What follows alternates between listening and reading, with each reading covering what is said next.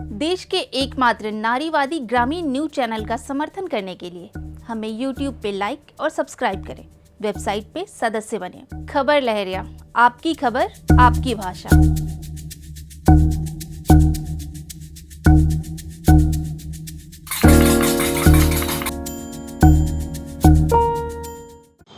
Lockdown के चलते परिवहन विभाग और रेलवे विभाग की अर्थव्यवस्था बहुत ही ज़्यादा चरमरा गई है। अगर मैं बात करूं बांदा डिपो की ही, तो यहां के ARM के हिसाब से हर रोज़ औसतन 14 लाख रुपए का नुकसान हो रहा है। तो आप समझ सकते हैं कि जब से लॉकडाउन चल रहा है, यानी कि 25 मार्च से लेकर के 14 अप्रैल और फिर दूसरे फेस में 15 अप्रैल से 3 मई तक कितना भारी नुकसान हो जाएगा। तो इसी तरह से रेलवे विभाग को भी बहुत ज़्यादा नुकसान चुकाना पड़ रहा है। हमने इस पर एक रिपोर्ट तैयार की है बुंदेलखंड के चित्रकूट महोबा बांदा से। तो पेश है आपके सामने ये रिपोर्ट। सर, डिपो में लॉकडाउन का क्या असर है? डिपो में अब 22 तारीख से लॉकडाउन है। बीच में कुछ गाड़ियां मांगी गई थी लखनऊ और दिल्ली के लिए 27-28 तारीख में। उसमें हमने करीब 32-37 गाड़ी भेजी है। और इसके बाद कोई केवल जिला प्रशासन की मांग पे ही अब हम क्वारंटाइन से छूटे हुए यात्रियों को उनके निवास स्थान तक पहुंचाने के लिए भेजते हैं। अदरवाइज़ सब गाड़ियां यहाँ खड़ी है और कोई यात्री के लिए कोई सुविधा नहीं है। इस समय बंद है पूरी तरह से। किस तरह का अर्थव्यवस्था पर असर किस तरह का है डिपो के लिए? नहीं, अर्थव्यवस्था पर असर तो पड़ा है और लगभग 14 लाख रुपये औसतन प्रतिदिन की इनकम होती थी। कभी 13 लाख, कभी 15 लाख। तो इस तरह से औसतन जो है 14 लाख रुपए का नुकसान तो है ही। तो सर 14 लाख पर डे का कितनी गाड़ियां हैं यहाँ पर? 127 गाड़ी हैं, चार ऐसे जनरत है।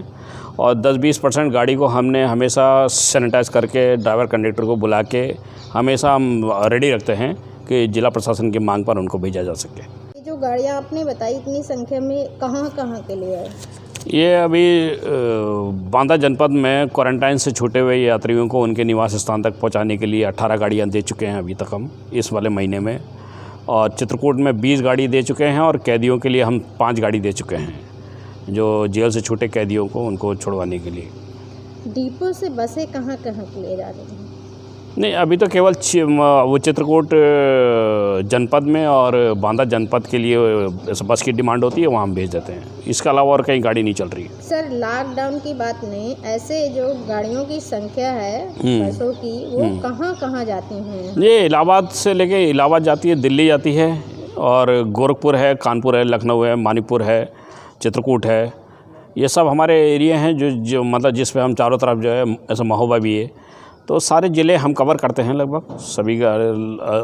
लंबी भी चलती गाड़ी और अभी तक करीब 330 किलोमीटर प्रतिदिन प्रति बस का औसतन है। 330-335 किलोमीटर चलती है बस। जो अर्थव्यवस्था पर इतना असर पड़ रहा है, उसकी भरपाई के लिए कुछ प्रशासन की तरफ से या आपकी तरफ से कोई उपाय है कुछ? नहीं, इस बारे में तो ये तो RM साहब और ऊपर से जो मुख्यालय का आदेश है वही कर पाएंगे। इस बारे में तो वही मतलब अभी इस बारे में तो मैं कुछ नहीं कह सकता। कितनी ट्रेनें रोज़ निकलती थी लगभग वहाँ से, और कितना जैसे एक दिन का सोच लें तो कितना लेस हो रहा होगा? 100 गाड़ी। तो सर लगभग में कितना बजट जो होता था कितना होता था, कितना नुकसान हो रहा होगा अभी? 3 लाख रुपया प्रतिदिन का। चलती थी और ये कहाँ जाती थी? डिपो में 119 बसें हैं महोबा डिपो में हमारे पास। वो इलाहाबाद जाती थी, छतरपुर होकर दिल्ली जाती थी, मुस्कुरा होकर दिल्ली जाती थी, कानपुर जाती थी, लखनऊ जाती थी। और अपने आसपास के क्षेत्रों में बांदा है और मुस्कुरा है, राठ है, नगांव है, इन सब कई स्थानों पर, विभिन्न स्थानों पर जाती हैं। जैसे लॉकडाउन की वजह से तो अब सब कुछ बंद है, तो कितना नुकसान हो रहा है हर दिन का? एवरेज करीब 12-13 लाख रुपए का कलेक्शन होता था एक दिन में उपरोक्त गाड़ियों के चलने से। तो वो पूरा ही नुकसान हो गया। अगर हम ये कहें कि जो 14 अप्रैल तक लॉकडाउन था उसमें अभी तक में कितना हो गया होगा, और जो आगे का बढ़ गया है लॉकडाउन, उसमें क्या लग रहा है कि कितना होने वाला अगर अप्रोक्स देखा जाए तो?